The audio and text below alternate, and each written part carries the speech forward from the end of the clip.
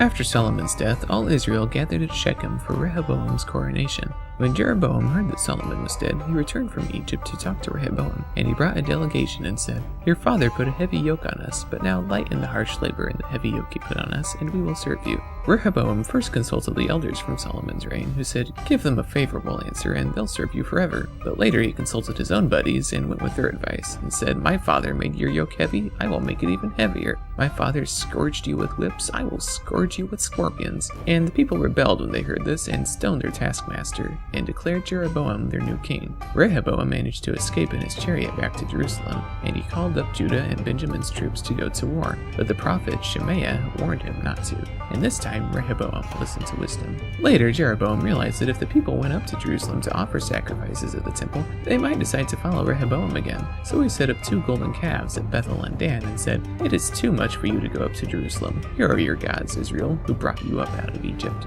This is very similar to Aaron's calf in the book of Exodus. Jeroboam also built shrines on high places and appointed his own festivals for the people to offer sacrifices to the calves. He made himself and a bunch of random people priests of his new religion, which is very similar to Micah and the Danites in the book of Judges.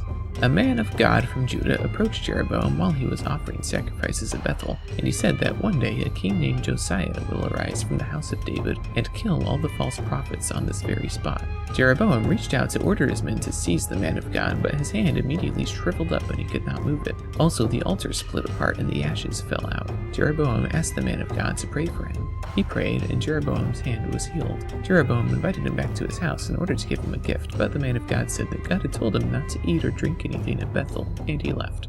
As he was on his way out of town, an old prophet caught up with him, saying, "God told me to stop you and invite you over for dinner." The man of God turned back and ate with the old prophet and his family. While they were eating, the old prophet began to prophesy against the man of God, saying that he had despised the word of the Lord by not obeying. The man of God got on his donkey and went on his way.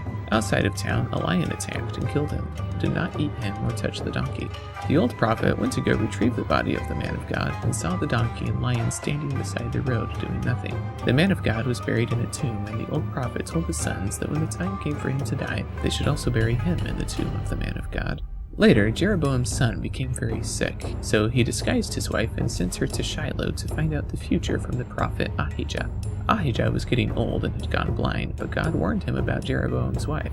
And Ahijah gave his message: "The boy will die when you return home. His death is to spare him from the disasters that will fall on his sinful family. Just as God tore the kingdom from Rehoboam, so too with Jeroboam." Jeroboam was king of the northern tribes, now called Israel, for 22 years. Then his son Nadab becomes king. He's just as bad. 2 years later, a guy named Baasha kills Nadab, and he becomes king.